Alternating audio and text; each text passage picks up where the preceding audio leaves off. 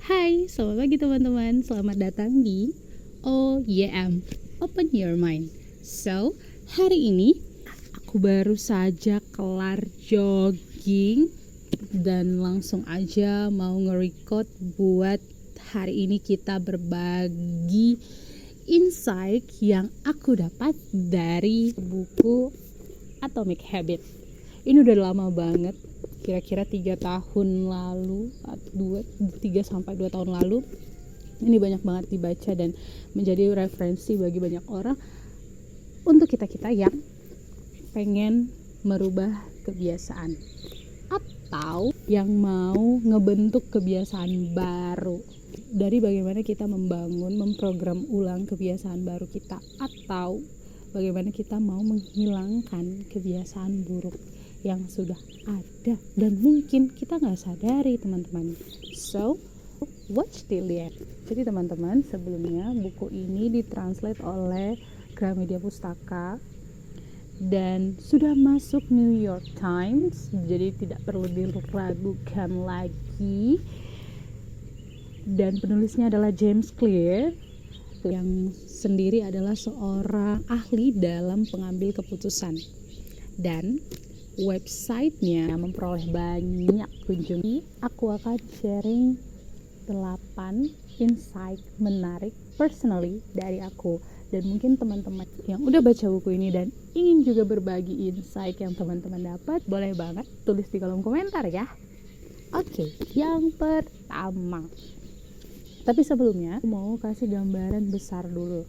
Jadi gambaran besar dalam buku ini itu bagaimana kita menciptakan sistem dalam mencapai tujuan-tujuan atau goals yang merupakan itu hasil dari habit-habit yang ingin kita lakukan.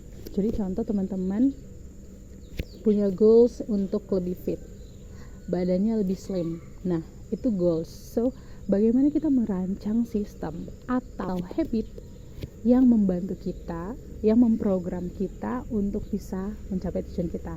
Mungkin habit-habit yang akan dibangun di sini, teman-teman bisa pagi-pagi rutin 10 menit jalan kaki, atau makan makanan yang sehat, berbagai program-program diet. Tapi bagaimana sih kita bisa keep on commit to our programs so that we can achieve our goals? Yang pertama, tumpukan kebiasaan. Di buku ini, James Clear itu menganalogikan seperti pemungutan suara. Kumpulkan sebanyak mungkin suara atau bukti kamu mengarah ke tujuan itu. Ibarat kata nih teman-teman, kalau kita ingin memenangkan suatu pemilihan, tuh kamu makan sehat sama kamu makan yang junk food. So, mungkin apa sih suara-suara itu yang kamu kumpulkan, yang kamu tumpuk itu? Ya contohnya kamu rajin ke pasar, 2 kamu food preparation, 3 di kulkas itu makanannya yang sehat-sehat semua, vegetable, fruits. Jadi itu adalah bukti-bukti suara-suara yang memenangkan kamu untuk makan sehat, kayak gitu. Hal-hal seperti itu. Jadi itu yang ditumpuk-tumpuk membuat suaranya itu semakin jelas dan memenangkan kamu dalam hal makan sehat. Dia juga menganalogikan seperti arsitektur dalam hal menumpuk kebiasaan ini. Bagaimana seorang arsitek atau perancang dalam merancang lingkungannya untuk bisa membuatnya sealiran dengan tujuan-tujuannya. Kita merancang satu tempat yang khusus untuk kita makan. Jadi kita bisa fokus saat kita berada di tempat itu. That's time for it. Jadi kalau kita punya goals, ingin baca buku setiap harinya, so kita rancang tempat yang memang sangat-sangat nyaman buat kita, yang dimana saat kita berada di situ, it's time for us to read. So rancang lingkunganmu. It's related to that concept. Juga jangan lupa, bukan hanya lingkungan tapi juga sosial, dengan siapa kita bergaul, menciptakan desire yang lebih untuk bisa mencapai tujuan itu. Contoh nih, menurut aku jogging itu boring banget, bosan banget. Tapi sekarang udah gak lagi. Aku menemukan teman yang bisa menemankan aku jogging every weekend. So I feel very happy now. Yeah, so surrounding yourself by people yang akan mensupport kamu dalam mencapai tujuan-tujuan kamu, atau membangun habit-habit baru yang baik yang ingin kamu program in your life. Oke, so yang kedua, ini yang aku suka. Aku mau peragain suara Doraemon. Alat penjaga komitmen. Aduh sulit. Ya, alat penjaga komitmen. Dia menjelaskan bagaimana membentuk habit dengan mengotomatisasinya. Dan James Clear menjelaskan, lebih baik mengandalkan alat penjaga komitmen ini daripada kemauan diri sendiri. I really relate on this statement. Untuk membuat kemauan diri tetap sustain itu susah. Karena sejatinya proses itulah yang harusnya menyenangkan, yang harusnya menjadi goals kecil kita. Proses habit yang kita bangun untuk mencapai goals itu. Teman-teman, yang keempat itu adalah aturan 2 menit. So, hukum Newton. James Clear itu menjelaskan seperti hukum Newton. Jadi benda yang diam akan cenderung diam, dan benda bergerak akan cenderung bergerak. Itu seperti gini, kita membuka gateway awal untuk kita melakukan kebiasaan itu, karena sebenarnya otak itu tidak tenang saat kita melakukan yang tidak selesai. Jadi gimana kita bisa memanfaatkan aturan 2 menit ini? Contohnya, setting aja alarm untuk 2 menit awal untuk membuka buku. Nanti otak itu dengan sendirinya merasa tidak nyaman dan tidak tenang, dan akhirnya akan tetap berjalan. Jadi manfaatkan aturan 2 menit ini untuk membuka gateway kita ke kebiasaan yang kita inginkan. Teman-teman, yang kelima, paket godaan. James Clear menjelaskan kalau dopamin akan meningkat saat kita bergairah untuk melakukan sesuatu. Tetapi saat sesuatu itu sudah kita lakukan dan hasilnya sudah kita dapat, dopamin itu menurun. Jadi kita ngerasa biasa aja. Nah, so gimana untuk buat dia keep it up? Yaitu paket godaan.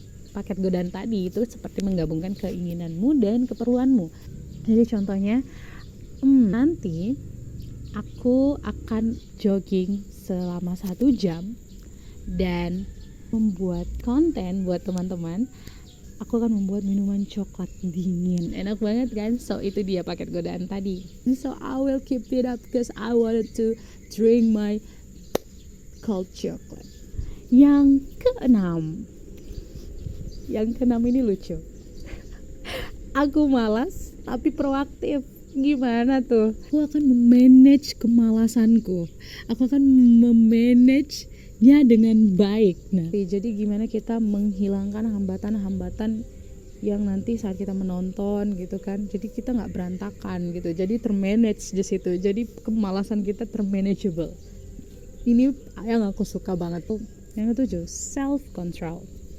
Self control ini gimana kita menghilangkan pola-pola buruk. Akan sangat sulit untuk mengandalkan diri. Jadi kalau gitu, kita lebih baik menghilangkannya. Sebelum aku mau tidur di jam 9, aku akan matikan HP-nya, aku akan simpan jauh mungkin di atas lemari. Nah, akhirnya aku malas untuk mencarinya, membukanya lagi, dan untuk scroll-scroll yang nantinya akan menghambat aku untuk tidur early. That's what I did untuk self control aku. Jadi lebih baik untuk langsung menghilangkan yang membuat pola-pola burukmu itu arise, kayak gitu kira-kira. So yang terakhir adalah Goldilocks. James Clear menggambarkan semua orang bisa bekerja keras saat termotivasi, tapi tidak semua bisa mencintai kebosanan.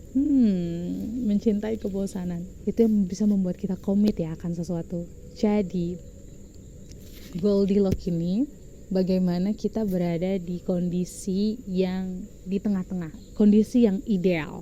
Jadi dia tidak terlalu mudah yang akhirnya membuat kita mengabaikannya, dan dia tidak terlalu sulit karena kita bisa mengendalikannya. Nah, ini gimana kesulitan itu tadi, kesulitan dari habit-habit yang akan kita lakukan ini masih terkendali. Yang awalnya kita merasa oke, udah mulai terbiasa dan sudah mulai membosankan. Nah, kita harus improve kesulitannya sedikit, tapi masih kita bisa kendalikan, masih bergairah dalam melakukan kebiasaan-kebiasaan kita tadi. Nah, itu dia 8 insight yang aku dapat dari buku ini. Dan kalau teman-teman punya insight yang lain yang aku kurang tambahkan dalam video ini, boleh sharing di kolom komentar. Dan kalau ada referensi buku lagi yang untuk kita sharing insight. Semoga hal-hal itu bisa membantu kita membentuk habit-habit kita yang baru, memprogram ulang hidup kita menjadi selaras dengan our blueprint. So guys, di sini juga ada yang ngejelasin tentang gen dan bagaimana habit itu, kebiasaan itu dipengaruhi oleh gen, our personality and many factors. Maybe nanti di next video I will explain it to you based on this book and also some journal that I learned before I sharing to you. So thanks guys for watching this video. Don't forget to like, comment and subscribe. Open your mind so we can sharing more in this channel. Good day.